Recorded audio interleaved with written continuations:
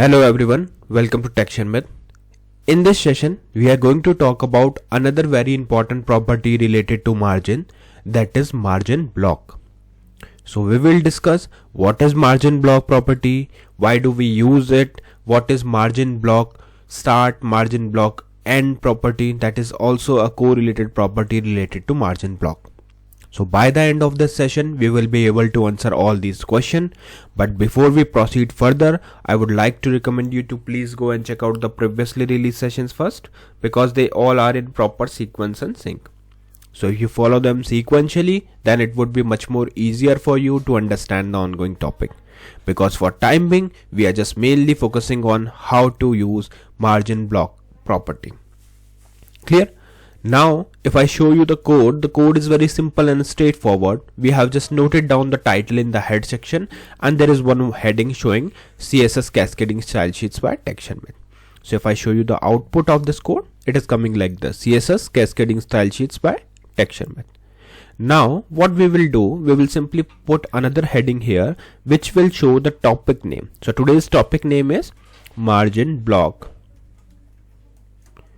property in CSS. So this is our main topic for the session. Okay, margin block property in CSS.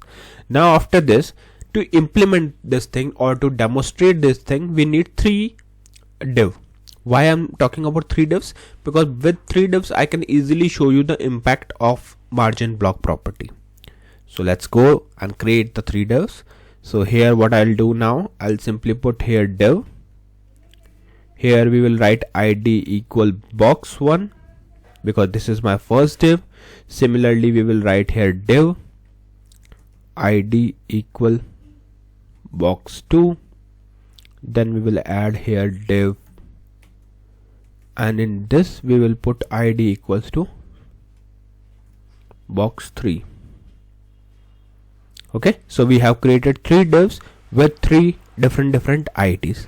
Now what we will do here, we will simply apply the properties to these 3 boxes using style.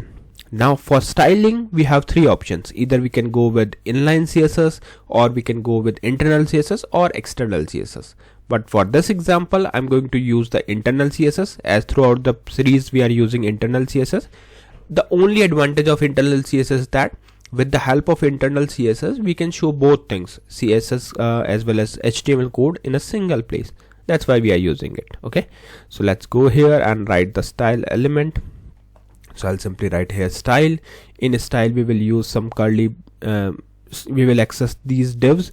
So for that, I will use box1 hash box1, because we are using ID, opening and closing curly braces. Here we will set the basic thing like width, height and all. So let's set width as 300 pixel. Then we will set the height, which would be 150 pixel. Then we will set here background color, where we will use an aquamarine. Then we will use border of 20 pixel solid black. So here I'll write 20 pixel solid black. Okay, now you can simply save it and refresh it. So once you refresh it, you will see that one div has been added as per the required property. Okay, now if you remember in last session when we talked about the margin inline, at that time we placed all div in a horizontal line using the float left value, right? But this time we are not going to do this. Why? Because this time we are going to show all divs in a vertical manner only, because margin block property only impact the top and bottom area, or you can say the top or bottom margin. So that's why we will only use these 2 3 divs, but in a vertical order. So let's add the divs. Here I'll write box2, opening and closing curly braces. Then we will write here width, which would be same 300 pixel. Then we will write height, which would be 150 pixel. Then we will write here background color. If you want to change it, you can change it, but for now I'm using the same aquamarine. For border, we will change the color. So here we will write 20 pixel solid red. Okay, Fine. Now you can save it and refresh it. So we can see second div has been added. Likewise, we can copy this part just to save the time and add the third div. Here the border color would be red. So simply make it as red. Now you can save it and refresh it. So once you refresh it, okay, we made it box 2 instead of box 3. So let's add box 3, refresh, and instead of red we will use here different color, blue. Perfect. So now we can see 3 div has been added. Now let's talk about the margin block property. So what margin block property is basically doing here, as of now we have not applied it, but when we apply it, it will add pixel margin in pixel on top and bottom end only, not on left and right. In case of inline, it was adding for left and right, but here in case of block, it will add the margin only at the top and the bottom. Clear? Now some of you might be thinking that we can achieve the same thing through margin, right? Then why we are using this? So let me show you. So if you are going through traditional approach, let's say in box 2, if we are using margin left and margin top as 20 pixel, and then we will use margin bottom as 20 pixel. So if we are using this thing and refreshing it, so it is coming like this, which is perfect, right?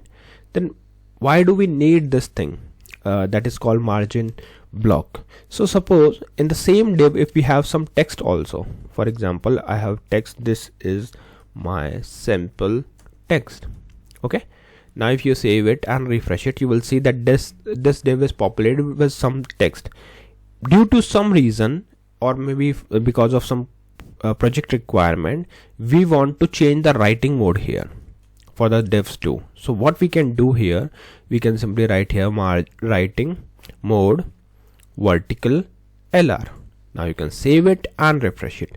So you can see text has been changed from left vertical left right, but the margin is still same. This is called a drawback of this thing, that if you are using margin top and margin bottom, in this case if you change the if you change the writing mode, in this case margin would be the same. There is no impact on margin, otherwise it should change according to the text. Okay, so same thing if you want to apply. So in that case what you can do, you can use here block margin block start and margin block end. Okay, margin block end. So now in this situation, if you save it and refresh it, you will see the text is changed because we have changed the writing mode. Along with this, margin is also changed. Okay, so this is the advantage of using margin block property, that if you are changing the text writing mode, so accordingly it will also change the margin mode as well. But previously it was not happening, right? So I think now these two things are you can correlate easily, that when we are using inline, we are talking about the left and right, but both things work in the same way, right? Here we are just talking about the top and bottom. Okay, fine.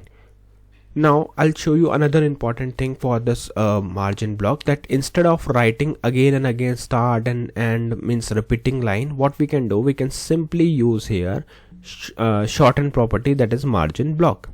As we have border shorthand property, we have background shorthand property, likewise we have margin top margin block. So here you can just write margin block, then you can put the 20 pixel. If you are only providing one value, so what it will do, it will consider it as a both value, right? 20 pixel for top and 20 pixel for bottom. In case if you want different, so what you can do, you can put 20 pixel here and 50 pixel here. So accordingly it will add. Here you can see for top it is 20 pixel and for bottom it is 50 pixel. Okay, so this is just a shorthand property for the margin that we can use. Okay, so I hope this particular session is clear to all of you, because here we just discuss how to use margin block property, how to use margin block start, margin block end. So here whenever we are talking about a start and end, that means start means top and end means bottom. In case of inline, start was left and end was right. Okay, so if inline is there, then we will talk only about the left and right side. If block is there, we will talk only about the top and bottom side. Okay, so yeah, that's all for this session. I hope it is clear to all of you. In the next session we will discuss few more things. So thank you for watching Tech Sharmit.